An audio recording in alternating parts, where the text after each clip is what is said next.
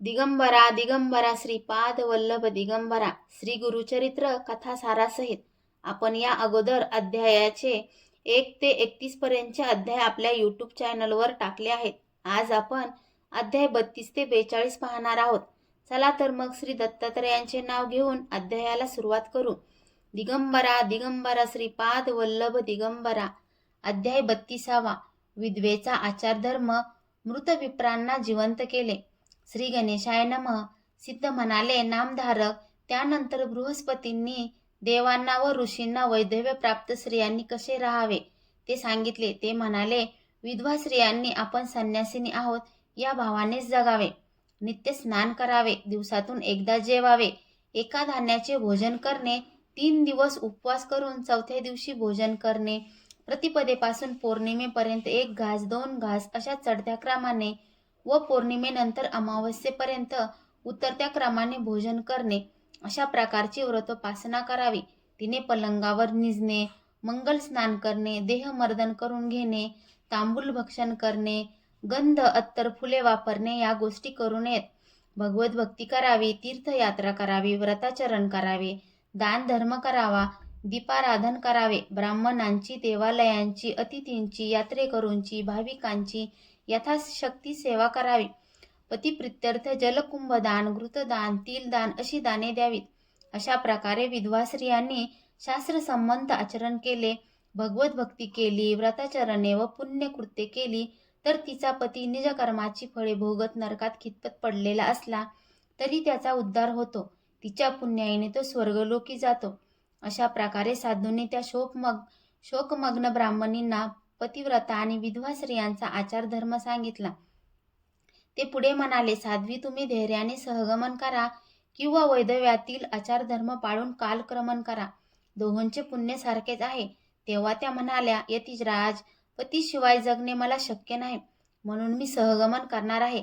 साधूंनी त्यांच्याकडे करुणेने पाहिले व म्हणाले, साध्वी, काळाला कोणीही जिंकू शकत नाही, पण गुरुकृपेने विधिलिखित बदलू शकते एवढे मात्र खरे. सहगमन करण्यापूर्वी तुम्ही श्री गुरूंचे दर्शन घ्या. मग त्यांनी त्यांच्या भाळी भस्म लावले आणि 4 रुद्राक्षे देऊन म्हणाले, यातील 2 रुद्राक्षे पतींच्या गळ्यात बांधा. 1 रुद्राक्ष त्यांच्या दोन्ही कानांना बांधा. श्री गुरुचे चरणतीर्थ घ्या. ते स्वतःवर व पतीच्या देहावर शिंपडा.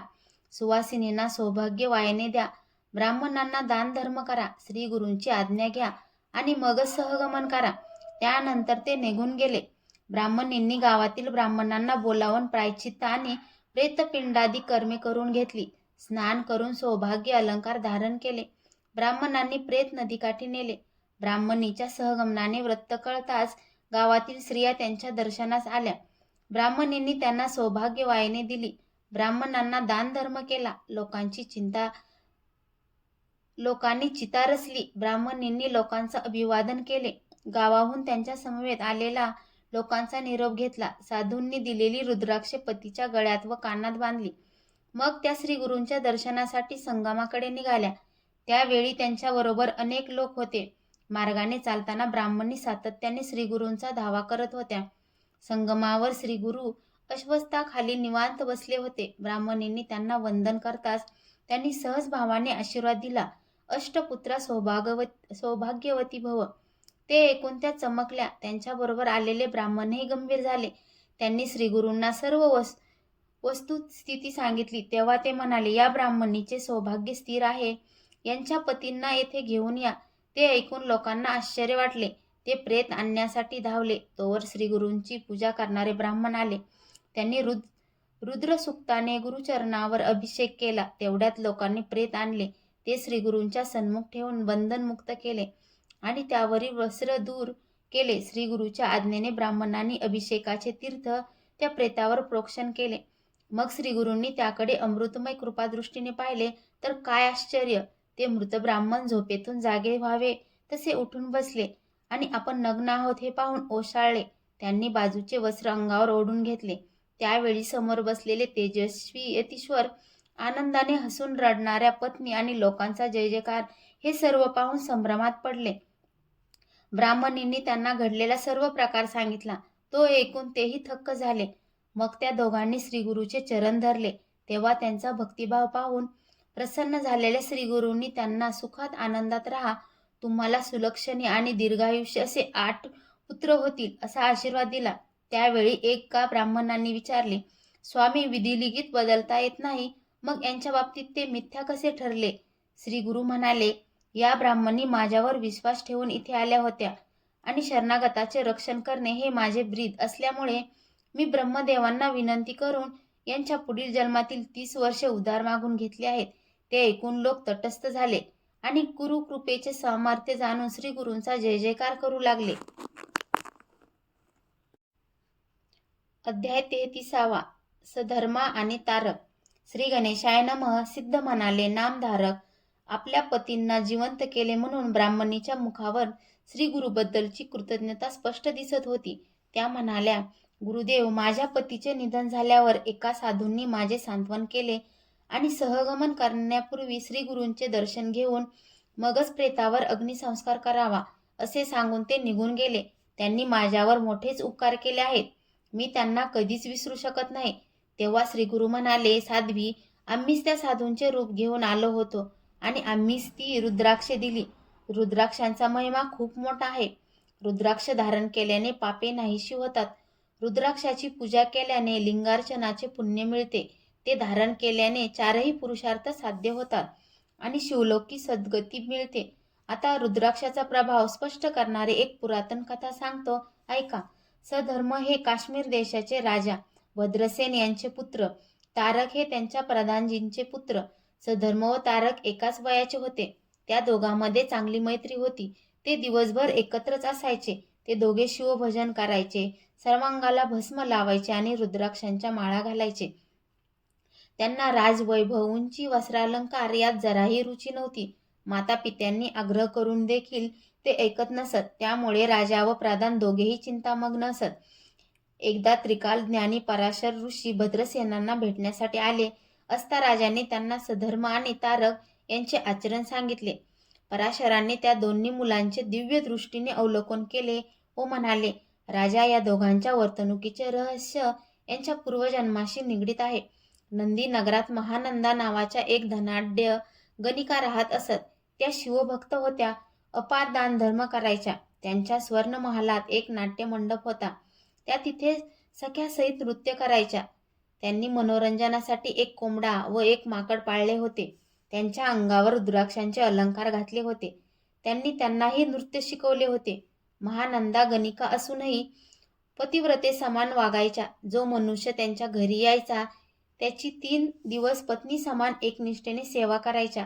त्याला शिवस्वरूप मानायच्या आणि सर्व प्रकारचे सौख्य देऊन त्याला संतुष्ट करायच्या. एकदा भगवान शंकरांनी त्यांची परीक्षा पाहायचे ठरवले आणि श्रीमंत वैश्याचे रूप घेऊन त्यांच्या महालात गेले. त्यांच्या उजव्या हातात अत्यंत तेजस्वी असे रत्नखचित शिवलिंग होते. ते पाहून त्या अक्षरशः मोहित झाल्या. त्यांच्या सख्यांनी त्यांचे उत्तम आदरातिथ्य केले. महानंदांनी त्या वैश्यांना, हे शिवलिंग मला देणार असाल तर मी सूर्य आणि चंद्र यांना साक्षी ठेवून 3 दिवस तुमची पत्नी होण्याचे वचन देते असे सांगितले. त्यांनी ते शिवलिंग त्यांच्या हाती दिले व म्हणाले, हे लिंग माझा प्राण आहे. हे जपून ठेवा. याला हानी पोचली तर मी प्राणत्याग करीन. ते मान्य करून त्यांनी ते शिवलिंग नाट्यमंडपाच्या मध्यवर्ती स्तंभाला बांधून ठेवले. मध्यरात्री महानंदा वैश्यासी प्रणय किडेत रममान असताना शिवसंकल्पनाने त्या नाट्यमंडपाला अचानक मोठी आग लागली. महानंदाच्या सेवकांनी व लोकांनी ती विझवण्याचा प्रयत्न केला, पण उपयोग झाला नाही. त्या अग्नीत त्यांनी पाळलेला कोंबडा, माकड आणि ते शिवलिंगही दग्ध झाले. त्यामुळे शोकग्रस्त वैश्यांनी चिता प्रदीप्त करून सर्वांसमक्ष प्राणत्याग केला. शिवलिंग दग्ध झाले आणि पुरुष हत्येचे पातक घडले म्हणून महानंदांना खूपच दुःख झाले होते. पतिव्रता धर्मानुसार त्यांनी सहगमन करायचे ठरवले. त्यांनी सर्व संपत्ती ब्राह्मणांना दान केली. आपल्या मातोश्रींचा व बंधूंचा निरोप घेतला. सेवकांना चिता प्रदीप्त करायची सांगितली आणि शिव नामाचा घोष करून त्या धगधगत्या अग्निकुंडात प्रवेश केला. तर काय आश्चर्य! त्या अग्नीतून भगवान शंकर प्रकट झाले. त्यांनी त्यांना वरचेवर झेलले. त्यांच्या सामर्थ्याने अग्नी शीतल झाला. शिवजींनी त्यांना खाली ठेवले व म्हणाले, महानंदा, तुमच्या धैर्यावर आणि भक्तीवर मी प्रसन्न आहे, म्हणून वरप्रसाद मागून घ्या. महानंदांनी त्यांचे पाय धरले व म्हणाल्या, प्रभो, आता जन्म मरणच नको. मला माझ्या आप्तांना व सेवकांना तुमच्या चरणी अक्षय स्थान द्या. शिवजींनी त्यांना स्वर्ग मार्गाने शिवलोकी नेले. त्यांना त्यांच्या दासदासींना व परिवाराला मुक्ती दिली. पराशर पुढे म्हणाले, राजा भद्रसेन त्या गणिकाच्या नाट्यमंडपात दग्ध झालेले माकड व कोंबडा यांनी रुद्राक्ष धारण केल्यामुळे पुण्यवृद्धी होऊन त्यांना अत्युत्तम असा मनुष्य जन्म लाभला आहे. त्यापैकी एक आहेत सधर्मा आणि दुसरे आहेत तारक. पूर्वजन्मीच्या संस्कारामुळे ते शिवभक्ती करतात, भस्म लावतात आणि रुद्राक्ष धारण करतात. त्यांचे पुण्य अगाध आहे. ते ऐकून राजा व प्रधान दोघेही थक्क झाले. अध्याय 34. रुद्राध्याय. महात्म. राजपुत्रांना जीवनदान. श्री गणेशाय नमः. सिद्ध नामधारकांना म्हणाले, पराशरांनी भद्रसेन राजांना सधर्म आणि तारक यांच्या पूर्वजन्माबद्दल सांगितले. तेव्हा राजा म्हणाले, मुनिवर्य, माझे पुत्र व प्रधान पुत्र यांना राजवैभव आणि भोगाविषयी असलेली अनासक्ती पाहून माझ्या मनात त्यांच्या भविष्याची चिंता उत्पन्न झाली आहे. कृपया माझ्या पुत्राचे भविष्य सांगा. पराशर म्हणाले, राजा, तुम्ही विचारलेत म्हणून सत्य सांगणे मला भाग आहे. तुमच्या पुत्रांना फक्त 12 वर्षे आयुष्य आहे आणि त्यांच्या आयुष्याचे आता केवळ 7च दिवस उरले आहेत. 8व्या दिवशी त्यांना मृत्यू येईल. ते ऐकून राजा राणींना धक्काच बसला. ती दोघे धाय मोकलून रडू लागली. त्यांनी पराशरांना राजपुत्र सधर्मांना वाचवण्यासाठी काहीतरी उपाय सांगा अशी कळकळून प्रार्थना केली. तेव्हा ते म्हणाले, राजा, घाबरू नका. भगवान शंकरांना शरण जा. त्यांची आराधना करा. त्यांच्या रुद्राध्याय रूपी प्रार्थनेचा सतत पाठ करा. रुद्राध्याय अतिशय पवित्र आहे, शिवस्वरूप आहे. रुद्राध्याय म्हणजे वेद उपनिषदांचे सार. त्यांच्या पठणाने मनुष्य निष्पाप होतो, तपश्चर्या फलद्रूप होते, 4ही पुरुषार्थ साध्य होतात, इहपर कल्याण होते, संकटातून मुक्तता होते आणि अपमृत्यू टळतो. या रुद्राध्याय महादेवांची प्रथम ब्रह्मदेवांना सांगितला. त्यांनी जगाच्या हितासाठी तो सप्तर्षींना दिला. त्यांच्याकडून गुरु शिष्य परंपरेने तो भूलोकी प्रकट झाला. राजा, जो मनुष्य रुद्राध्याय म्हणून शिवजींना अभिषेक करतो त्याचे तेज, बल, धृती, आयुष्य, आरोग्य, ज्ञान व पुण्य वृद्धिंगत होते. रुद्राभिषेकाचे जलतीर्थ म्हणून प्राशन करणाऱ्यांना पूर्वजन्मांतील पातके आणि मृत्यूचे भय राहत नाही. आपल्या हातून नकळत एखादे दुष्कृत्य घडले तर रुद्रपाठ करून प्रायश्चित्त घ्यावे. रुद्रपाठ करणाऱ्यांच्या वाटेला यमधर्म कधीच जात नाही. रुद्रपाठकाला शिवलोकी सद्गती मिळते. म्हणून मी सांगतो तसे करा. 100 विद्वान ब्राह्मणाकडून रुद्राची 10,000 आवर्तने करून घ्या. शिवप्रभूंना अखंड जलाभिषेक करा. त्या जलाने तुमच्या पुत्रांना स्नान घाला. ते तीर्थ त्यांना प्यायला द्या. त्या योगे ते दीर्घायुष्यी, धुरंधर व कीर्तिवंत होतील. तेव्हा भद्रसेनांनी पराशरांनाच रुद्रानुष्ठानाचे पौरोहित्य करण्याची प्रार्थना केली. 100 ब्राह्मण बोलावले. अनुष्ठानास विधिवत प्रारंभ झाला. एका पुण्यवृक्षाखाली 100 कलशांची स्थापना करण्यात आली. राजांनी संकल्प केल्यावर विप्रजन आवर्तनास बसले. शिवजीवर अभिषेकांची संततधार धरण्यात आली. त्या जलाने राजपुत्रांना स्नान घालण्यात आले. ते अनुष्ठान 7 दिवस अव्याहत चालू होते. 7व्या दिवशी अनुष्ठानादरम्यान राजपुत्रांना अचानक मूर्छा आली. पराशरांनी त्यांच्यावर अभिषेकाचे जल शिंपडले आणि रुद्रपाठ करणाऱ्या ब्राह्मणांनी दिलेल्या मंत्राक्षदा टाकू लागले. त्यामुळे राजपुत्रांचे प्राण हरण करण्यास आलेले यमदूत त्यांच्याजवळ येऊ शकले नाहीत. त्यांनी टाकलेले सर्व पाश व्यर्थ गेले. तेवढ्यात अनेक तेजस्वी शिवदूत तेथे धावत आले. त्यांनी यमदूतांना मारून पिटाळून लावले. राजपुत्र शुद्धीवर आले. पराशरांनी संकट टळल्याचे सांगितले. ते ऐकून राजा राणींचा जीव भांड्यात पडला. लोकांनी मोठा आनंदोत्सव केला. राजांनी राजसभेचे आयोजन करून महर्षी पराशरांना व ब्राह्मणांचा थोर सन्मान केला. तेवढ्यात नारदांचे आगमन झाले. त्यांनी त्यांचेही पूजन व आदरातिथ्य केले.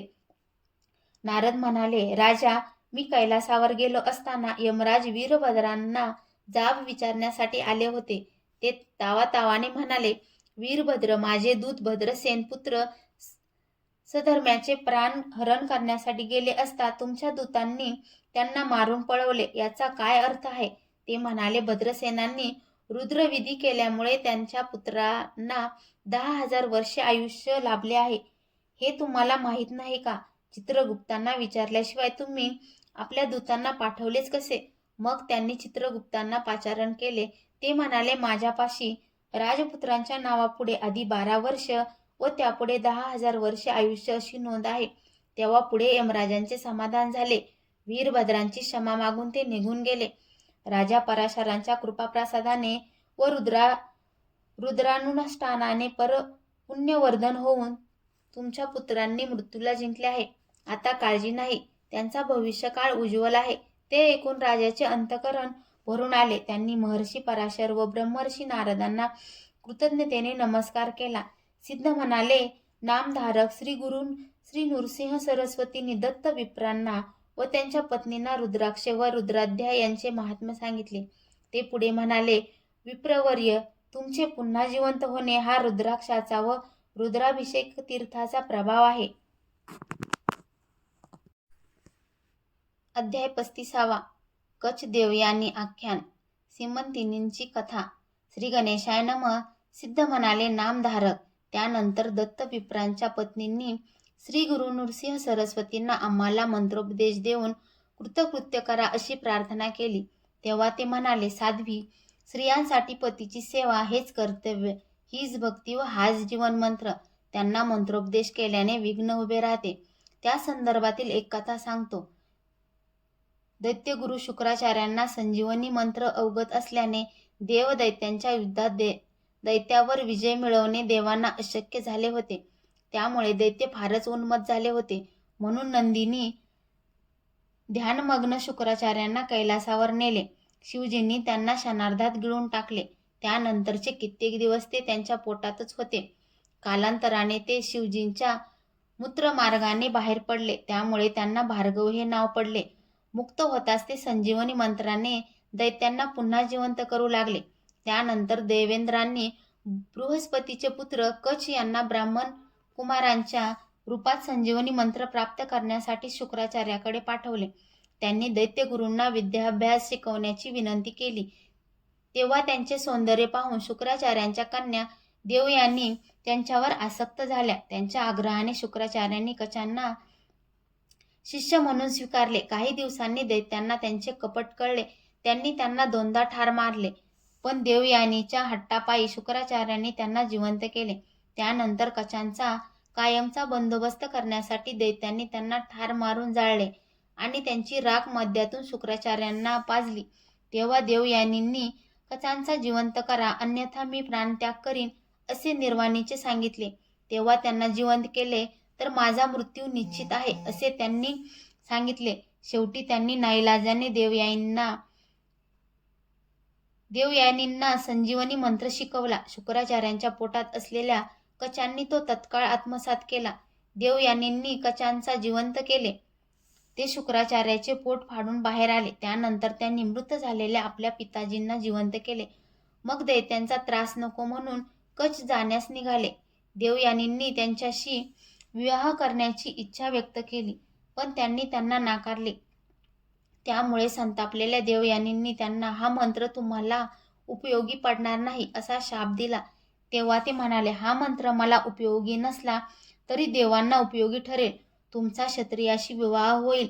हा मंत्र तुम्हाला अर्थात एका स्त्रीला शिकवल्यामुळे तुमच्या पिताजींना याचा उपयोग होणार नाही. ते देवलोकी निघून गेले. त्यानंतर शुक्राचार्यांचा मंत्र दैत्यांना कधीच उपयोगी पडला नाही. दत्त विप्रांच्या पत्नी म्हणाल्या, गुरुदेव, आता एकच कृपा करा. माझे सौभाग्य सुरक्षित राहील आणि आमचे कल्याण होईल असे एखादे प्रभावी व्रताचरण सांगा. श्री गुरु म्हणाले, तुम्ही सोमवारचे शिवव्रत करा. या व्रतात दिवसभर उपवास करावा. प्रदोष समयी शिवजींची पंचोपचारांनी किंवा षोडोपचारांनी पूजा करून सायंकाळी भोजन करावे. स्कंद पुराणात या व्रताचे महात्म्य सांगणारी एक कथा आहे, ती सांगतो. आर्यव्रताचे राजा चित्रवर्मा यांच्या कन्या सीमंतिनी यांना 14व्या वर्षी वैधव्य योग होता. त्यांनी याज्ञवल्क्यांच्या पत्नी मैत्रेयी यांच्या उपदेशानुसार आपले कल्याण होण्यासाठी लहान वयातच सोमवारचे शिवव्रत आचरणास प्रारंभ केला. त्या 14 वर्षाच्या असताना चित्रवर्म्यांनी दैवावर हवाला ठेवून इंद्रसेन राजांचे पुत्र चित्रांगद यांच्याशी त्यांचा विवाह लावून दिला. विवाहानंतर त्यांनी नवपरिणीती दाम्पत्याला काही दिवस आपल्यापाशीच ठेवून घेतले. एके दिवशी राजपुत्र चित्रांगद जलक्रीडेसाठी यमुनेवर गेले असताना पाण्यात बुडून अदृश्य झाले. त्यांचा थांग पत्ता लागत नाही. त्यामुळे दोन्ही राजघराण्यावर दुःखाची कुऱ्हाड कोसळली. सीमंतिनींनी अपार शोक केला. मग त्या माहेरी राहिल्या आणि सोमवारचे शिवव्रत पूर्वीप्रमाणे दृढ श्रद्धेने आचरू लागल्या. पुत्रनिधनामुळे इंद्रसेनाने राजकारभारात लक्ष नाही हे पाहून त्यांच्या गोत्रजनांनी त्यांना व त्यांच्या पत्नींना कैद्य करून सर्व राज्य बळकावले. इकडे यमुनेत बुडालेल्या चित्रांगदांनी नागकन्यांनी तक्षकाकडे नेले. ते शिवभक्त आहेत हे कळताच तक्षकांनी त्यांचा सन्मान केला आणि 3 वर्ष आपल्याकडेच ठेवून घेतले. मग दिव्य भेटवस्तू व अमोघ शस्त्रास्त्रे देऊन त्यांना निरोप दिला. त्या समयी आपल्या एका पुत्रांना त्यांच्या समवेत पाठवले. अश्वारूढ चित्रांगद पाण्यातून उसळी घेऊन बाहेर आले. त्या दिवशी सोमवार असल्यामुळे सीमंतिनी स्नानासाठी नदीवर आल्या होत्या. त्या विधवेच्या वेशात असून चित्रांगदांनी त्यांना ओळखले, पण त्यांच्या तेजस्वी स्वरूपामुळे सीमंतिनी त्यांना ओळखले नाही. चित्रांगदांनी त्यांची चौकशी केली. त्यांच्या सख्याकडून आपल्या राज्यातील वर्तमान ऐकून ते मनोमन चिडले होते. 3 दिवसांनी मी पुन्हा पतीपत्नीची भेट घडवतो असे सांगून ते निघून गेले. तक्षकाच्या पुत्रांनी राजसभेत जाऊन स्वतःचा परिचय दिला आणि चित्रांगदांना शरण जा, त्यांचे राज्य त्यांना परत द्या, अन्यथा व्यर्थ प्राणास मुकाल असे स्पष्ट बजावले. यामुळे भयभीत झालेल्या चित्रांगदांच्या गोत्रजनांनी इंद्रसेनांना व त्यांच्या राणींना बंधनमुक्त करून पुन्हा राजसिंहासनावर बसवले. तक्षक पुत्रांनी त्यांना सर्व वृत्तांत सांगितला व चित्रांगदांच्या भेटीस नेले.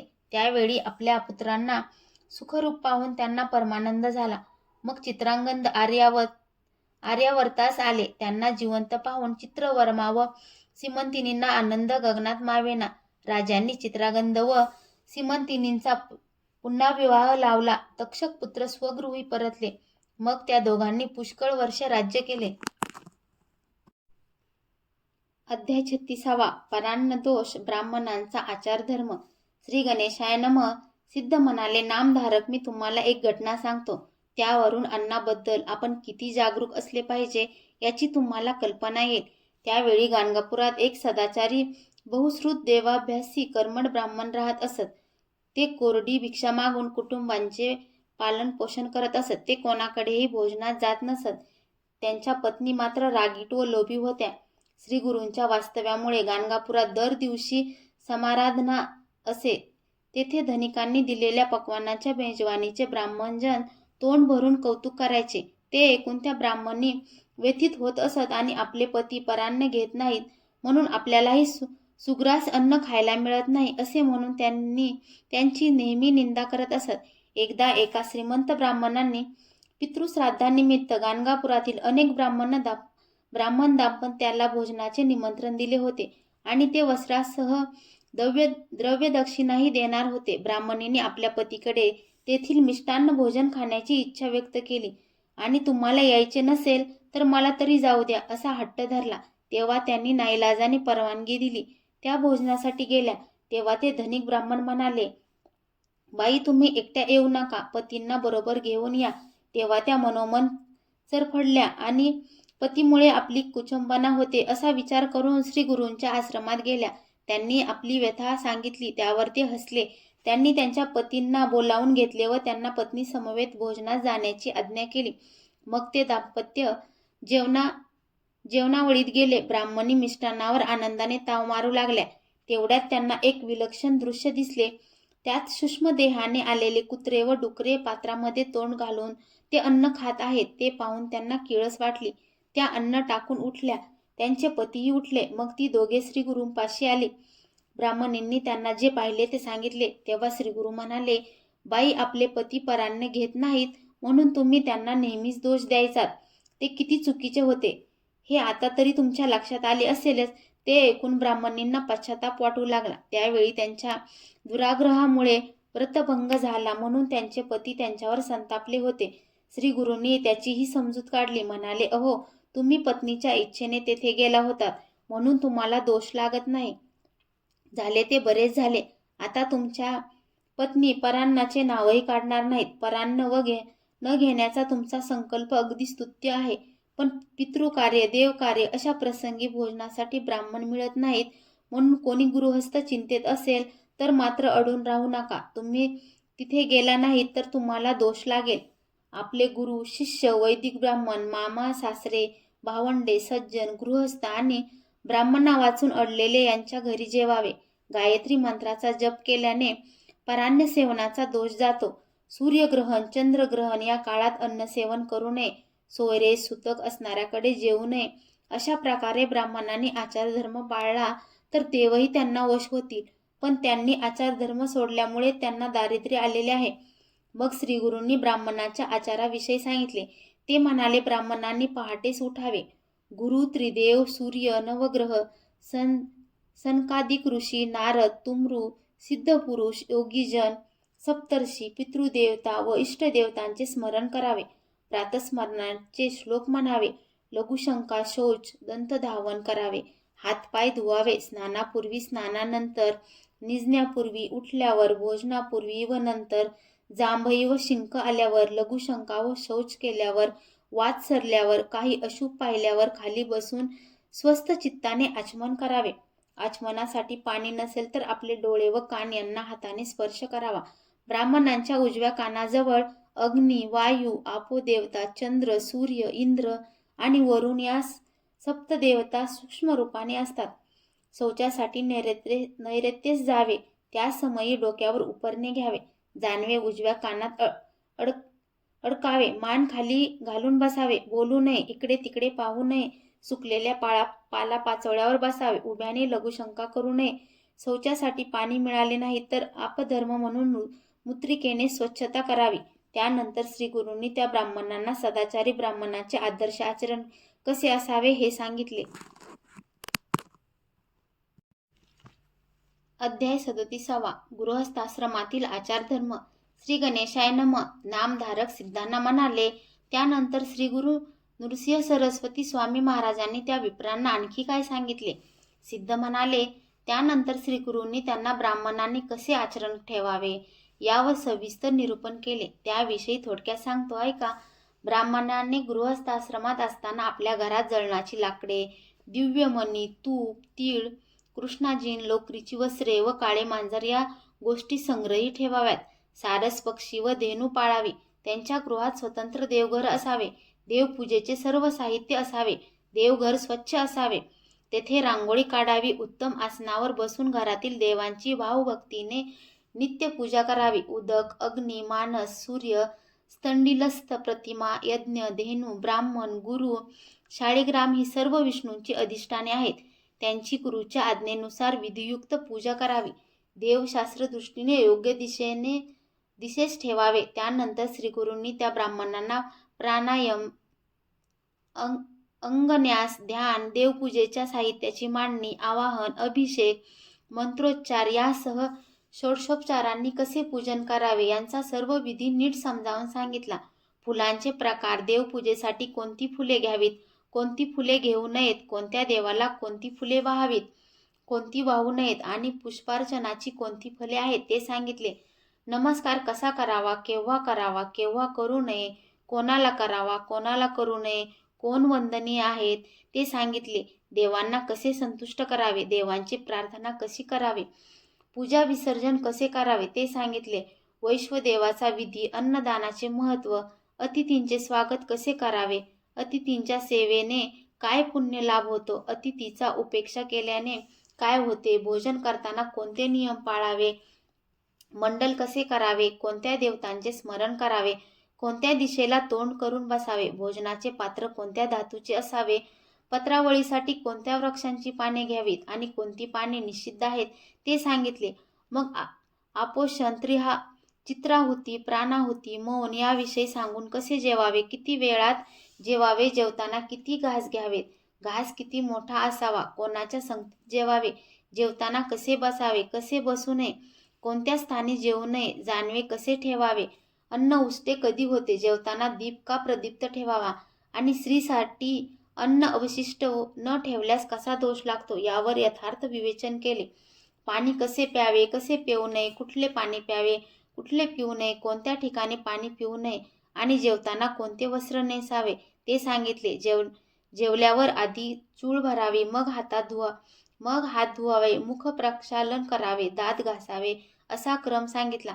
काय खावे, काय खाऊ नये, तिथी, वारी, दिवसा, रात्री कोणते अन्नपदार्थ निषिद्ध असतात, कोणते दूध वर्ज्य असते, पर्जन्यकाळी कोणते पाणी धोक्याचे असते, कोणते अन्न शिळे असते, कोणत्या स्पर्शाने अन्न अग्राह्य होते, तांबूल कोणी भक्षण करावा, कोणी करू नये, तांबूल तयार करताना पान कसे घ्यावे, तांबूल व सुपारी यांचे गुणदोष काय आहेत, भोजनानंतर काय करावे, झोपण्याची खाट कशी असावी, ती कोणत्या लाकडाची असावी, ती विणण्याचे शुभ मुहूर्त व शुभ वार कोणते, त्यांची काय फले आहेत, कुठे कसे निजावे, कुठे निजू नये, रात्री शयन करताना कोणती स्तोत्रे म्हणावी, श्रीसंग केव्हा करावा, केव्हा करू नये, श्रीसंग करताना कोणती काळजी घ्यावी आणि श्रीसंगाच्या वेळी पती आणि पत्नी यांच्या मानसिकतेचा गर्भावर काय परिणाम होतो वगैरे सूक्ष्म विचारही सांगितला. श्री गुरु त्या ब्राह्मणांना म्हणाले, अहो, अशा प्रकारे गृहस्थाश्रमात विवेकयुक्त सुविचारपूर्वक व शास्त्रविधीला अनुसरून वागणारा मनुष्य देवांनाही वंद्य होतो. त्याला धन, मान, यश, सिद्धी, आयुष्य, आरोग्य, उत्तम संतती यांचा लाभ होतो. ते ऐकून त्या ब्राह्मणांनी कृतज्ञतेने श्रीगुरूंचे पाय धरले व म्हणाले, स्वामी, तुम्ही खरोखरच उद्धार करते आहात.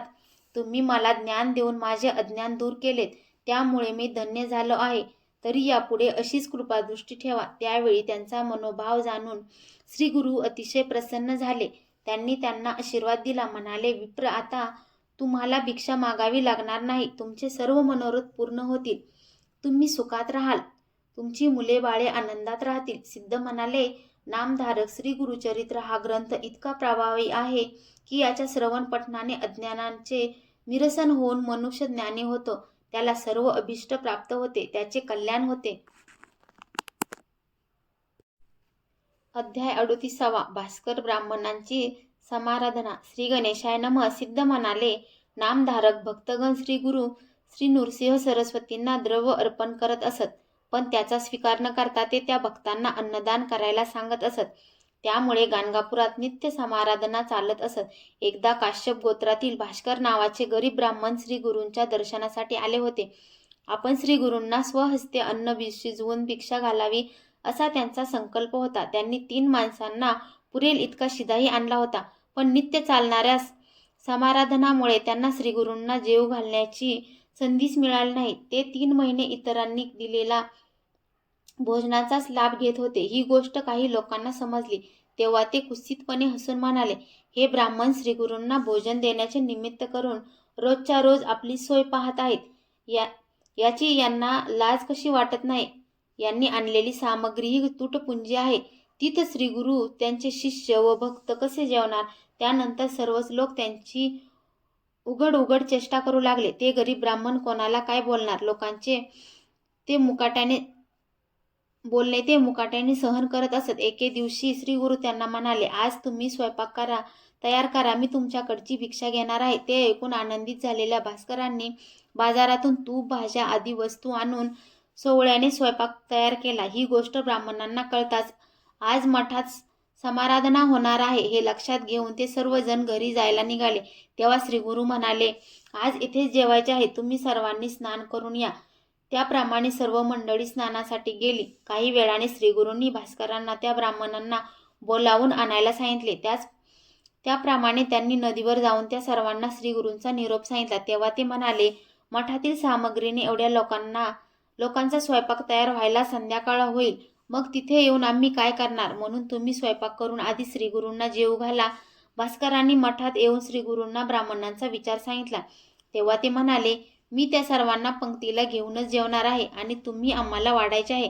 ते ऐकून ते विचारात पडले. 2-3 माणसांना पुरेल एवढ्या स्वयंपाकामध्ये हा मोठा ब्राह्मण समाज कसा जेवणार याचीच त्यांना चिंता वाटू लागली. पण श्रीगुरू आपले सत्व राखतील अशी त्यांची दृढ श्रद्धा होती. मग श्रीगुरूंनी शिष्यांना पाठवून त्या सर्व ब्राह्मणांना मठात बोलावून घेतले. त्यांना 4000 पत्रावळी तयार करायला सांगितल्या. मग त्यांच्याच आज्ञेने भास्करांनी सर्व ब्राह्मणांना सहकुटुंब जेवायला येण्याचे निमंत्रण दिले. तेव्हा ते म्हणाले, आज मठात मोठ्या स्वयंपाकाची तयारी दिसत नाही आणि तुमचे अन्नही पुरेसे नाही, मग आमच्या पात्रात एक एक शीत वाढणार आहात काय? यावर ते काहीच बोलले नाहीत. श्रीगुरूवर भार टाकून ते गप्प राहिले. त्यानंतर त्यांनी श्रीगुरूंची भक्तिभावाने पूजा केली. मग त्यांच्या आज्ञेनुसार स्वयंपाकाचाही सर्व भांडी त्यांच्या सन्मुख आणून ठेवली. श्रीगुरूंनी त्यांना स्वतःचे वस्त्र दिले आणि त्या वस्त्रांनी भांड्यावर आच्छादन घालण्यास सांगितले. त्यांनी तसे केल्यावर श्रीगुरूंनी अभिमंत्रित जलाने त्या भांड्यावर प्रोक्षण केले. मग ते भास्करांना म्हणाले, पत्रावळी मांडलेल्या आहेत, आता वाढायला घ्या. हे वस्त्र काढून टाकू नका. हे किंचित बाजूला सरकवून या पात्रातील अन्न दुसऱ्या पात्रामध्ये काढून घ्या आणि मगच वाढा. त्याप्रमाणे त्यांनी एकेका पात्रावळीत अन्न वाढण्यास प्रारंभ केला. श्रीगुरूंनी आणखी काही ब्राह्मणांना वाढण्याचे काम सांगितले. तेव्हा तेही भराभर वाढू लागले. ती सर्व मंडळी जेवढे अन्न भरून नेत होती तेवढे अन्न मूळ पात्रामध्ये पुन्हा भरलेले दिसत होते. ते पाहून वाढप्यांना व पंक्तीला बसलेल्या सर्व ब्राह्मणांना मोठे आश्चर्य वाटत होते आणि श्रीगुरूंच्या अगाध लीलेचे कौतुकही वाटत होते. श्रीगुरूंच्या पंक्तीला बसून सर्व ब्राह्मणांनी उत्तम भोजनाचा पुरेपूर स्वाद घेतला. त्यांनी प्रत्येकाला तांबूल देण्याची व्यवस्था केली होती. मग ब्राह्मणांची कुटुंबे जेवली. त्यानंतर गावातील सर्व जातीच्या लोकांनी तेथे येऊन भोजन केले. पादस्थ जेवले, गुरे वासरे जेवली. पोटभर अन्न खाऊन पशुपक्षी तृप्त झाले. त्या दिवशी गाणगापुरात कोणीही उपाशी राहिला नाही. तरीही ती पात्रे तशीच भरलेली होती. त्यानंतर श्रीगुरूंनी वस्त्र काढून घेतले आणि पात्रातील अन्न जलचरांना घालण्यास सांगितले. भास्करांचा आनंद काय वर्णन करावा. त्यांनी श्रीगुरूंना कृतज्ञतेने नमस्कार केला, त्यांची स्तुती केली. श्रीगुरूंनी त्यांना तुमचे दारिद्र्य दूर होईल, तुमचे पुत्र पौत्र सुखी होतील असा उत्तम आशीर्वाद दिला. या घटनेमुळे श्रीगुरूंची सर्वत्र मोठी कीर्ती झाली. अध्याय 39. अश्वस्थ महात्म. वृद्धवंदांना संतान प्राप्ती. श्री गणेशाय नमः. सिद्ध नामधारकांना म्हणाले, गाणगापुरात शौनक गोत्रातील आपस्तंभ शाखेचे सोमनाथ नावाचे एक वेदज्ञ वृद्ध ब्राह्मण राहत असत. गंगा या त्यांच्या पत्नीचे नाव. त्यांना मूलबाळ नसल्यामुळे लोक त्यांना वांज म्हणून हिणवत असत. त्या श्रीगुरूचे नित्य दर्शन घेऊन त्यांना निरांजनाने ओवाळत असत. या त्यांच्या सेवेने श्रीगुरू प्रसन्न झाले. ते त्यांना म्हणाले, तुमच्या मनात काय इच्छा आहे, हरिहरांच्या कृपेने ती नक्की पूर्ण होईल. त्या म्हणाल्या, गुरुदेव, संतती नसल्याचे काय दुःख असते ते या जन्मात मी अनुभवले आहे. म्हणून मी पुढील जन्मात तरी पुत्रवती होण्याचे सद्भाग्य मला लाभावे एवढीच इच्छा आहे. तेव्हा त्यांनी मातृत्व सुखाची तळमळ जाणून श्रीगुरू म्हणाले, गंगा, पुढील जन्माचे काय विचारता. माझ्या भक्तीने तुम्हाला याच जन्मात सुलक्षणी कन्या व पुत्र होतील. तेव्हा त्या म्हणाले, स्वामी, संतती प्राप्तीसाठी मी आतापर्यंत अनेक प्रयत्न केले. अश्वत्थाला, पिंपळाला अजन्म प्रदक्षिणा घातल्या, तरीही उपयोग झाला नाही. आता मला 60वे वर्ष लागले आहे. मी विटाळशीही होत नाही, मग मला अपत्य कशी होणार. श्रीगुरू म्हणाले, गंगा, अश्वत्थ सेवेसारखे पुण्य नाही. त्याला प्रदक्षिणा घालणे मूर्खपणाचे मानणे ही त्याची व त्या व्रताची निंदाच होय. अश्वत्थ विष्णू स्वरूप आहे. त्याच्या मुळाशी ब्रह्मदेव, बुंद्यामध्ये विष्णू, शेंड्याला रुद्र वास करतात. त्यांच्या सर्व शाखावर आदित्य नित्य निवास करतो. त्यांच्या मुळाकुरात गो, ब्राह्मण, ऋषी, वेद आणि यज्ञ यांचे वास्तव्य असते. त्यांच्या पूर्वेकडील शाखावर सर्व नद्या व सप्तसागरांचे वास्तव्य असते. ओंकार स्वरूप अश्वत्थाचे अ हे मूळ, उ म्हणजे बुंदा व फांद्या आणि म म्हणजे फळे, पुष्प होत. त्रिमूर्तीचा वास असलेल्या त्या पुण्य वृक्षावर 11 रुद्र व अष्टवसू असे सर्वच देव आहेत. म्हणूनच त्याला कल्पवृक्ष म्हणतात. त्यांच्या सेवेने सर्व देवांची सेवा घडते आणि त्यांच्या प्रसन्नतेने भाविकांचे मनोरथ पूर्ण होतात.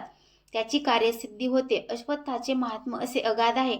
म्हणून मीही भीमा अमरजा संगमावरील एका मोठ्या अश्वत्थाखाली बसूनच नित्य अनुष्ठान करतो. मग श्रीगुरूंनी गंगाबाईंना नारद प्रणीत अश्वत्थ व्रताचा विधी समजावून सांगितला. ते पुढे म्हणाले, अश्वत्थाला नित्य प्रदक्षिणा घातल्याने पातके, व्याधी, दोष, कर्ज, संकटे, ग्रहादी पीडा, भय व चिंता यांचे निवारण होते. शनिवारी अश्वत्थाखाली मृत्युंजय मंत्राचा जप केल्याने अपमृत्यू टळतो. मनुष्य पूर्णायुष्य होतो. गुरुवारी व अमावस्येला अश्वत्थाच्या सावलीत स्नान केल्याने ब्रह्महत्येचे पातक जाते. त्याखाली एका ब्राह्मणाला भोजन दिल्याने कोटी ब्राह्मणांना अन्नदान केल्याचे पुण्य लाभते. त्याखाली मंत्रजप केल्याने वेदपठणाचे पुण्य लाभते, त्याखाली होम केल्याने महायज्ञाचे फळ लाभते. अश्वत्थाची स्थापना करणाऱ्यांची 42 कुळे स्वर्गात जातात, पण त्याचा घात करणारा पितरांसहित नरकात जातो. श्री गुरु गंगाबाईंना म्हणाले, संगमावरील अश्वत्थ हे आमचे स्थान आहे. त्या वृक्षाची एकाग्रतेने सेवा करा, म्हणजे तुमचे कार्य होईल. त्यांच्या आज्ञेने त्या संगमावर गेल्या. तेथील षडकुल तीर्थात स्नान करून श्री गुरूंनी सांगितलेल्या विधीप्रमाणे अश्वत्थाची सेवा करून आपल्या 3ऱ्या रात्री एक ब्राह्मण त्यांच्या स्वप्नात येऊन म्हणाले, तुम्ही गाणगापुरात जा, श्री गुरूंना 7 प्रदक्षिणा घाला, ते जे देतील ते भक्षण करा, तुमची इच्छा पूर्ण होईल. त्या दृष्टांताने त्यांना जाग आली. 4थ्या दिवशी अश्वत्थाची सेवा करून त्या मठात गेल्या. त्यांनी श्रीगुरूंना 7 प्रदक्षिणा घातल्या आणि वंदन केले. त्यांनी त्यांना 2 फळे दिली व म्हणाले, गंगा भोजन करून जा, व्रताचे उद्यापन करा, ब्राह्मणांना दानधर्म करा, मग ही फळे खा. आम्ही तुम्हाला कन्या व पुत्र दिले आहेत. त्यांच्या आज्ञेनुसार व्रताची सांगता करून त्यांनी ती दोन्ही फळे भक्षण केली. तर काय आश्चर्य! वृद्धापकाळ असूनही त्याच सायंकाळी त्यांना ऋतू प्राप्त झाला. 4थ्या दिवशी सुस्नात होऊन त्या पतीसमवेत श्रीगुरूंच्या दर्शनासाठी आल्या. दोघांनी त्यांची पूजा केली. 5व्या दिवशी पतीशी संग करून त्या गरोदर राहिल्या. ही वार्ता कळताच लोकांना मोठे आश्चर्य वाटले. गंगाबाईंना 1 कन्या झाल्या. त्या समयी सोमनाथांनी खूप दानधर्म केला. 10 दिवसांनी ते दाम्पत्य कन्यांना घेऊन श्रीगुरूच्या दर्शनास आले. त्यांनी त्यांना मांडीवर घेतले व म्हणाले, या कन्या शतायुषी होतील, यांचे पती ज्ञानी असतील, यांना पुत्र पौत्र होतील, या सुखात आनंदात राहतील, या सर्वांना वंद होतील. दक्षिणेचे भूपती यांच्या दर्शनासाठी येतील. गंगाबाई म्हणाल्या, गुरुदेव, आता पुत्र मुख पाहावे अशी फार इच्छा आहे. ते म्हणाले, तुम्हाला ज्ञानीपुत्र व्हावे असे वाटत असेल तर ते 30 वर्ष जगतील. शतायुषी पुत्र व्हावे असे वाटत असेल तर ते मूर्ख निपजतील. श्री गुरूंच्या प्रसादाने आपले पुत्र अल्पायुषी होणारच नाहीत, अशी गंगाबाईंची दृढ श्रद्धा होती. त्या म्हणाले, देवा, मला मोठ्या योग्यतेचे पुत्र व्हावेत, त्यांना 5 पुत्र असावेत. श्री गुरूंनी तथास्तु म्हणून वर दिला. त्यांच्या कृपाप्रसादाने त्यांना महाज्ञानी पुत्र झाले. कन्याचे भविष्यही खरे ठरले. अध्याय 40. शुष्क काष्टाला पालवी फुटली. शबराची कथा. श्री गणेशाय नमः. सिद्ध नामधारकांना म्हणाले, एकदा भार्गव गोत्राचे आपस्तंभ शाखेचे नरहरी नामक ब्राह्मण श्री गुरूंच्या दर्शनास आले. त्यांना कुष्ठरोग झाला होता. त्यांनी श्री गुरूचे पाय धरले व म्हणाले, स्वामी, मी मोठ्या आशेने तुम्हाला शरण आलो आहे. माझ्यावर कृपा करा, मला व्याधीमुक्त करा, अन्यथा मी प्राणत्याग करीन. त्याचे निर्वाणीचे बोलणे ऐकून श्री गुरूंना करुणा आली. त्यांनी त्यांना जवळच पडलेले एक लाकूड दिले व म्हणाले, ही औदुंबराची फांदी 4 वर्ष येथेच पडून आहे. ही संगमावरील संगमनाथांच्या मंदिराच्या पूर्वेस जमिनीत रोवून ठेवा. संगमात स्नान करून तेथील पिंपळाची पूजा करा. त्यानंतर पुन्हा स्नान करा आणि संगमावरून 2 कळशा पाणी आणून या कोरड्या फांदीला स्नान घाला. असे दिवसातून 3 वेळा करा. हे काम भक्तिपूर्वक आणि पूर्ण श्रद्धेने करा. ज्या दिवशी या फांदीला अंकुर फुटून पाने येतील, त्या दिवशी तुम्ही पापमुक्त होऊन पूर्ण बरे व्हाल. ते ऐकून नरहरींना मोठे समाधान वाटले. ते संगमावर गेले. ती फांदी संगमेश्वराच्या प्रांगणात रोवली आणि श्रीगुरूंनी सांगितलेल्या सर्व गोष्टी त्रिकाळ निर्धाराने करू लागले. ते काहीही खात पीत नसत. ही गोष्ट कळताच लोकांनी त्यांची चेष्टा केली आणि श्रीगुरूंनी तुम्हाला व्यर्थ उद्योग लावून दिला आहे, याने काहीही साध्य होणार नाही, असे सांगून त्यांना परावृत्त करण्याचा प्रयत्न केला. असे 7 दिवस लोटले. शिष्यांनी श्रीगुरूंना नरहरीच्या खडतर सेवा व्रताबद्दल सांगितले. तेव्हा ते म्हणाले, जसा भाव तशी सिद्धी. मी तुम्हाला श्रद्धेचे सामर्थ्य विशद करणारी एक कथा सांगतो, ऐका. एकदा पांचाल देशाचे राजपुत्र धनंजय काही भिल्लांना घेऊन मृगयेसाठी घोर अरण्यात गेले होते. दमछाक झाल्याने ते विश्रांतीसाठी थांबले. त्यांनी एका दोघांना पाणी आणायला पाठवले. त्यापैकी पाणवठ्याचा शोध घेणाऱ्या एका भिल्लाला अरण्यात एक जीर्ण शिवालय दिसले. त्याच्या गाभाऱ्यात एक भग्न शिवलिंग होते. ते त्याने उचलले. तेवढ्यात धनंजयही तेथे आले. ते त्यांना म्हणाले, अरे, हे भंग लिंग घेऊन तू काय करणार आहेस? तो म्हणाला, महाराज, लिंग पूजा करावी असे मला नेहमीच वाटते. हे अनायासे सापडले आहे आणि त्यातल्या त्यात बरेही आहे, म्हणून मी हे घेतले आहे. धनंजय म्हणाले, ठीक आहे, हे लिंग म्हणजेच भगवान शंकर. अशी श्रद्धा ठेवून तुम्ही पती पत्नी याची स्थापना करा, याची नित्य पूजा करा. तू स्मशानातून रोज नवीन चिताभस्म आणून या लिंगाला लेपन कर. याला बेलपत्रे, फुले, धूप, दीप नैवेद्य अर्पण कर आणि घरात शिजवलेल्या अन्नाचा नैवेद्य दाखवून तोच प्रसाद म्हणून तुम्ही ग्रहण करा. त्याप्रमाणे बिल्लाने एका शुभ दिनी त्या शिवलिंगाची घराजवळ स्थापना केली आणि त्याची नित्यनेमाने पूजा करू लागला. तो भिल्ल स्मशानात जाऊन शिवजींसाठी रोज नवीन चिताभस्म आणत असे. एके दिवशी ठिकठिकाणी पायपीट करूनही त्याला चिताभस्म मिळाले नाही, म्हणून तो निराशेने घरी परत आला. तेव्हा त्याची पत्नी म्हणाली, नाथ, चिंता करू नका.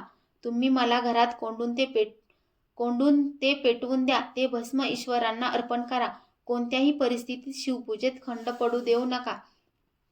तेव्हा श्रीहत्येचा दोष लागेल म्हणून तसे करण्यास तो घाबरत होता. पण त्याची पत्नी आपल्या निश्चयावर ठाम होती. तिने त्याची समजूत काढली. मग त्यानेही मन घट्ट केले आणि तिला घरात कोंडून अग्नी लावला. त्या धडधडत्या अग्नीत ती जळून गेली. त्याने ते भस्म शिवजींना लावले. त्या दिवशी शिवपूजेत तो इतका मग्न झाला की आपण आपल्या पत्नीचे दहन केले आहे ही गोष्ट त्याच्या लक्षातच राहिली नाही. पूजन झाल्यावर त्याने नेहमीप्रमाणे प्रसाद घेण्यासाठी आपल्या पत्नीला हाक मारली.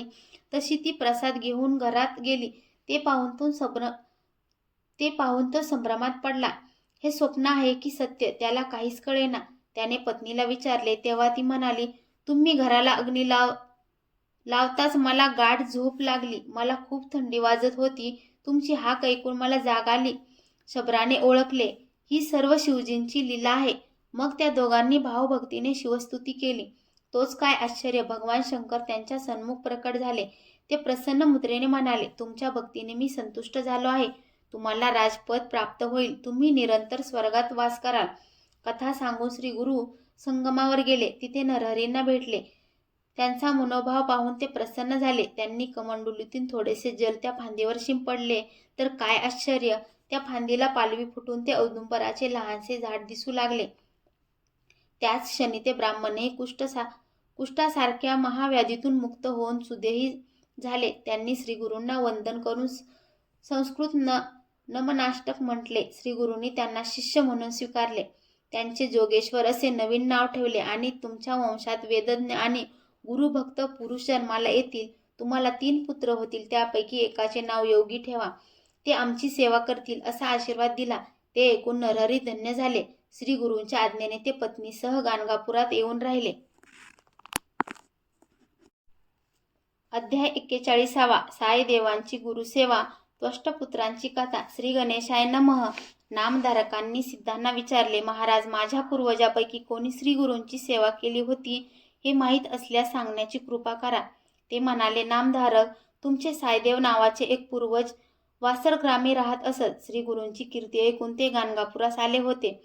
तेव्हा श्री गुरूंनी भक्त म्हणून त्यांचा स्वीकार केला आणि तुमच्या वंशात गुरुभक्त पुरुष जन्माला येतील असा आशीर्वाद दिला.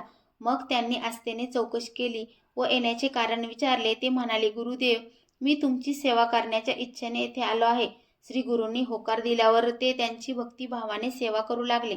असे 3 महिने लोटले. एके दिवशी सायंकाळी श्री गुरु साईदेवांना घेऊन संगमावर गेले. तिथे पिंपळाखाली बसून त्यांच्याशी वार्तालाप करत असताना वादळी वाऱ्यासह मुसळधार पाऊस पडू लागला. त्यामुळे श्री गुरूंना थंडी वाजू लागली. 2 प्रहर उलटले तरी पाऊस धारा थांबेना. तेव्हा ते म्हणाले, साईदेव, ही थंडी मला सहन होत नाही, म्हणून तुम्ही मठात जाऊन शेकण्यासाठी विस्तव घेऊन या. मग मार्गाने जाताना दोन्ही बाजूंना अजिबात पाहू नका. साईदेव अंधारात गावाकडे निघाले. विजांच्या प्रकाशात मार्गक्रमण करत ते नगरद्वारी आले. तेथील रक्षकांना सर्व वृत्तांत सांगितला. त्यांनी पुष्कळसे प्रदीप्त निखारे एका पात्रात भरले आणि त्यावर आच्छादन घालून ते पात्र त्यांच्या हाती दिले. ते माघारी वळले तेव्हा त्यांच्या मनात विचार आला, श्री गुरूंनी मला दोन्हीकडे पाहू नका असे का सांगितले? त्या जिज्ञेसेने त्यांचे मन अस्वस्थ झाले. न राहून त्यांनी दुतर्फा पाहिले. तेव्हा दोन्हीकडे 5 कणा असलेला महानाग पाहून त्यांची बोबडीच वळली. ते प्राणभयाने सैरावैरा धावू लागले. तेव्हा ते सर्पही त्यांच्याबरोबर वेगाने जाऊ लागले. श्री गुरूंचा धावा करत ते कसेबसे संगमावर पोचले. तेथे एक ब्राह्मण श्री गुरूंच्या सन्मुख बसून वेद पठण करत आहेत असे दृश्य दिसले. ते जवळ गेले तेव्हा श्री गुरु एकटेच आहेत असे दिसले. त्यांच्या दर्शनाने त्यांना धीर आला. तोपर्यंत पाऊस थांबून मेघही पांगले होते. त्यांनी अग्नी प्रज्वलित केला. तेवढ्यात ते महानागही तेथे आले आणि श्री गुरूंना वंदन करून निघून गेले. तेव्हा ते साईदेवांना म्हणाले, गुरुसेवा किती कठीण असते कळले ना. गुरूंची आज्ञा शब्दशः पाळावी. ते दोन्ही नाग मी तुमच्या रक्षणासाठीच पाठवले होते. त्यांना पाहून तुम्ही घाबराल म्हणून दोन्हीकडे पाहू नका असे म्हणालो होतो. आता घाबरू नका. तेव्हा त्यांनी त्यांचे पाय धरले व म्हणाले, स्वामी मला गुरुभक्तीविषयी काही सांगा, म्हणजे तुमची सेवा करताना माझे मन स्थिर राहील. ते म्हणाले, वत्स, शिवतत्व आणि गुरुतत्व एकच आहे. अर्थात जगाचे कल्याण करणारी शक्तीच गुरुकृपाने मूर्त होते. गुरुभक्तीसारखी सुलभ उपासना नाही. तपश्चर्या, अनुष्ठाने यांना वेळ लागतो. यज्ञात विघ्ने उत्पन्न होतात, पण निर्मळ भावाने गुरुभक्ती करणाऱ्याला यज्ञ, तप, ज्ञाने, दाने, अनुष्ठाने या सर्वांचे फळ लवकर प्राप्त होते. अल्पायासे महफलप्राप्ती अशी गुरुसेवेची श्रेष्ठ फलश्रुती आहे. आता त्याविषयी एक कथा सांगतो, ऐका. त्वष्टा हे ब्रह्मदेवांचेच अवतार. त्यांचे पुत्र विद्याभ्यासासाठी गुरुही राहायचे. ते आपल्या गुरूंची मनोभावे सेवा करायचे. एकदा पावसाळ्यात त्यांची पर्णकुटी ठिकठिकाणी गळू लागली. तेव्हा गुरूंनी त्यांना म्हणाले, तुम्ही माझ्यासाठी गळणार नाही, कोसळणार नाही असे भक्कम घर बांधा. गुरुपत्नी म्हणाल्या, तुम्ही माझ्यासाठी न विणलेली व न शिवलेली अशी प्रमाणबद्ध रंगीत चोळी आणा. गुरुपुत्र म्हणाले, तुम्ही मला माझ्या इच्छेनुसार कुठेही घेऊन जातील, तसेच त्याच्या योगे मला पाण्यावरूनही चालता येईल अशा पादुका आणा. गुरुकन्या म्हणाल्या, तुम्ही माझ्यासाठी 2 कर्णभूषणे, माझ्या इच्छेने खेळण्यासाठी कोठेही येईल असे एक खांबी, हस्तिदंती, नेहमी नवे दिसणारे व सर्व साधनांनी युक्त असे घरकुल आणि ज्यांना काजळी लागणार नाही व ज्यात तयार केलेले पदार्थ नेहमी गरमच राहतील अशी स्वयंपाकाची काही भांडी आणून द्या. त्यांचे म्हणणे मान्य करून त्वष्टांचे पुत्र त्या वस्तू आणण्यासाठी निघाले. त्यावेळी त्यांना त्या सर्व मागण्या कशा पूर्ण करायच्या याची चिंता लागून राहिली होती आणि हे गुरुकार्य आपल्याकडून सिद्धीस जाणार नाही म्हणून सारखे रडू येत होते. ते आत्महत्येचा विचार करू लागले. तेवढ्यात त्यांना एक साधू भेटले. त्यांनी चिंता जाणून ते म्हणाले, बाळ, काळजी करू नका. तुम्ही काशी क्षेत्री जा. ते अत्यंत प्रभावी आणि अतिप्राचीन शिवपीठ आहे. तेथे विश्वनाथांची आराधना करा. त्यांच्या कृपाप्रसादाने तुमची कार्यसिद्धी होईल. मग त्या साधूंनी त्वष्टापुत्रांना काशी क्षेत्राचे महात्म्य सांगितले. तेव्हा ते म्हणाले, महाराज, मी खूप लहान आहे. काशी कुठे आहे हेही मला माहीत नाही. मी तेथे कसा जाणार? त्यावर ते म्हणाले, एवढेच ना, मग मीच तुम्हाला तेथे नेतो. कारण काशी यात्रा घडली नाही तर मनुष्य जन्म व्यर्थ समजावा. साधूंनी त्या शिष्यांना योग सामर्थ्याने तत्काळ काशी क्षेत्री नेले आणि तेथे स्थापन करण्यात आलेल्या शिवलिंगाचे कोणत्या क्रमाने दर्शन घ्यावे ते समजावून सांगितले. तसेच काशीच्या पंचक्रोशीतील पवित्र स्थानी जाऊन त्यांचेही दर्शन घेऊन यावे असे सांगितले. अध्याय 42. विश्वकर्मा आख्यान. साईदेवांना वरदान. श्री गणेशाय नमः. श्री गुरु साईदेवांना त्वष्टापुत्रांची कथा सांगत होते. ते पुढे म्हणाले, साधूंनी त्वष्टाकुमारांना काशी क्षेत्रातील पंचक्रोशीत वसलेल्या देवतांचे व लिंगांचे कोणत्या क्रमाने दर्शन घेतले म्हणजे क्षेत्र प्रदक्षिणा पूर्ण होते ते नीट समजावून सांगितले. ते पुढे म्हणाले, अशा प्रकारे क्षेत्र प्रदक्षिणा करून पुन्हा विश्वनाथाच्या मंदिरात जावे. तिथे देवासन्मुख उभे राहून पुढील मंत्र म्हणावा. जय विश्वेश विश्वात्मन काशीनाथाय जगतपते त्वप्रसादान महादेव कृता क्षेत्र प्रदक्षिणा अनेक जन्म पापानी कृतानी मम शंकर गतानी पंचक्रोशात्मा कृता लिंग प्रदक्षिणा. त्यानंतर मुक्तिमंडप, स्वर्गमंडप, ऐश्वर्य मंडप, ज्ञान मंडप, मोक्षलक्ष्मी विलास मंडप, आनंद मंडप आणि वैराग्य मंडपात जाऊन त्या मंडपांना वंदन करून यावे. त्यानंतर साधूंनी त्यांना नित्ययात्रेचा विधी सांगितला. म्हणाले, बाळ, मी सांगितल्याप्रमाणे काशी यात्रा पूर्ण करा. तुमच्या गुरुदेवाचे नित्य स्मरण करत राहा. त्यामुळे भगवान शंकर तुमच्यावर प्रसन्न होतील. बोलणे पूर्ण होताच ते अदृश्य झाले. तेव्हा त्वष्टकुमार स्वतःशीच विचार करू लागले, गुरुभक्तीने सकल अभिष्ट साध्य होते. हे खरे आहे. गुरुप्रसादामुळे साधू महाराजांची भेट झाली आणि त्यांच्या रूपाने स्वतः विश्वेश्वरच मार्ग दर्शन करून गेले. त्यांनी त्या साधूंच्या कृतज्ञतेने नमस्कार केला आणि त्यांनी सांगितल्याप्रमाणे काशी क्षेत्राची यात्रा यथाक्रम पूर्ण केली.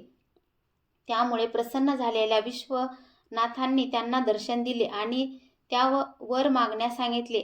त्वष्टकुमारांनी त्यांना सर्व वृत्तांत सांगितला. तेव्हा त्यांनी तुमच्या गुरुभक्तीने मी तृप्त झालो आहे असे प्रशंसेद्वारे उद्गार काढून त्यांना विश्वकर्मा असे नाव दिले. त्यांना सर्व विद्यामध्ये पारंगत करून सृष्टी रचनेचे विलक्षण सामर्थ्य दिले. त्यानंतर त्वष्टकुमारांनी काशीमध्ये स्वतःच्याच नावाने विश्वकर्मेश्वर लिंग स्थापन केले. तेथून ते गुरुगृही आले आणि गुरूंसाठी घर, गुरुपत्नींसाठी चोळी, गुरुपुत्रांसाठी पादुका व गुरुकन्यांसाठी घरकुल, स्वयंपाकासाठी भांडी अशा सर्व वस्तू देऊन त्या सर्वांना वंदन केले. तेव्हा गुरूंनी त्यांना दृढ आलिंगन दिले व म्हणाले, वत्स, तुम्ही चिरंजीव व्हाल, तुमची कीर्ती अखंड राहील, तुम्हाला अष्टसिद्धी व नवनिधी प्राप्त होतील, तुम्हाला कधीही चिंता व कष्ट होणार नाही, तुम्ही त्रैलोक्यात अद्भुत सृष्टी रचना कराल. श्री गुरूंनी साईदेवांना गुरुभक्तीचा महिमा सांगितला. तेव्हा विश्वकर्म्याचे आख्यान पूर्ण होताच सूर्योदय झाला. साईदेवांनी श्रीगुरूंना भक्तिभावाने नमस्कार केला व म्हणाले, गुरुदेव, तुम्ही काशी यात्रेविषयी सांगत असताना मी तुमच्याबरोबर काशी क्षेत्रात हिंडत आहे असे मला स्पष्ट जाणवत होते. ते स्वप्न होते की सत्य मला काहीच माहीत नाही. तुमची लीला मला कशी कळणार? तुम्ही खूप थोर आहात. ते ऐकून श्रीगुरूंनी मंद स्मित केले. तेव्हा साईदेवांनी तिथल्या तिथे श्री गुरुवंदनात्मक संस्कृत वचन रचून ते त्यांना ऐकवले आणि तुम्हीच काशी विश्वनाथ आहात असे म्हणून त्यांना वारंवार साष्टांग प्रणिपात केला. तेव्हा श्रीगुरू म्हणाले, वत्स, तुम्ही माझे निस्सीम भक्त आहात म्हणून मी तुम्हाला काशी यात्रा घडवली. यात यात्रेचे तुमच्या 21 पिढ्यांना फळ मिळेल. आता यवनाची चाकरी करू नका, कुटुंबासह गाणगापुरात येऊन राहा आणि यापुढे माझी सेवा करा. ते ऐकून साईदेवांना परम धन्यता वाटली. मठात गेल्यावर श्रीगुरूंनी त्यांना निरोप दिला. ते आनंदाने आपल्या गावी गेले. आपल्या पत्नींना व मुलांना गाणगापुरातील समग्र वृत्त सांगितले आणि भाद्रपद शुद्ध चतुर्थीला परिवारासह श्रीगुरूंच्या दर्शनास आले. आपल्या 4 मुलांना श्रीगुरूंच्या चरणावर घातले आणि श्रीगुरूंसाठी कानडी भाषेत स्तुतीपर प्रासादिक कवन म्हणले. श्रीगुरूंनी त्या सर्वांचे क्षेम कुशल विचारले आणि साईदेवांना म्हणाले, तुमचे ज्येष्ठ पुत्र नागनाथ हे माझे परमभक्त होतील. यांना दीर्घायुष्य, यश, ऐश्वर्य, कीर्ती, संतती, संपत्ती या सर्व गोष्टी प्राप्त होतील. तुम्हाला आणखी एक पत्नी असतील, त्यांनाही 4 पुत्र होतील, तेही सुखात नांदतील.